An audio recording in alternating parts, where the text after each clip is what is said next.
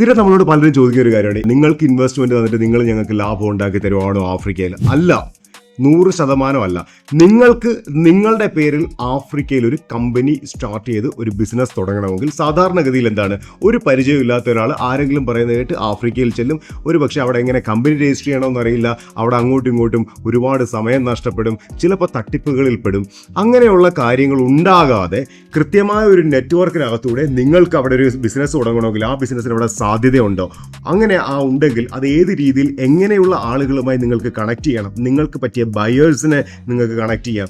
നിങ്ങൾക്കിനി gold, diamond, ഇനി അതല്ല machine rental, അതുപോലെ എക്സ്പോർട്ട് ഇമ്പോർട്ട് ആണ് ചെയ്യാമെങ്കിൽ അതിൻ്റെ സെല്ലറിനെയും ബയ്യറിനെയും എല്ലാം നിങ്ങൾക്ക് നേരിട്ട് ഒരു റിലേഷൻ ബിൽഡ് ചെയ്ത് നിങ്ങളുടെ കമ്പനി രജിസ്റ്റർ ചെയ്ത് നിങ്ങളുടേതായ ബിസിനസ് മുന്നോട്ട് കൊണ്ടുപോകുവാനുള്ള consulting and hand holding support. അതായത് ഒരു ചെടി എങ്ങനെയാണ് വെള്ളമൊഴിച്ച് വളർത്തിക്കൊണ്ടുവന്ന് അതുപോലെ നിങ്ങൾക്ക് കമ്പനി അല്ലെങ്കിൽ ബിസിനസ് ചെയ്യാനുള്ള സപ്പോർട്ട് ഞങ്ങൾ തരും. അല്ലാതെ നിങ്ങളുടെ പണം വാങ്ങി പോക്കറ്റിലിട്ടിട്ട് നിങ്ങൾക്ക് ലാഭം തരാമെന്ന് പറയുന്ന യാതൊരു ഓഫറും ഇവിടെയില്ല.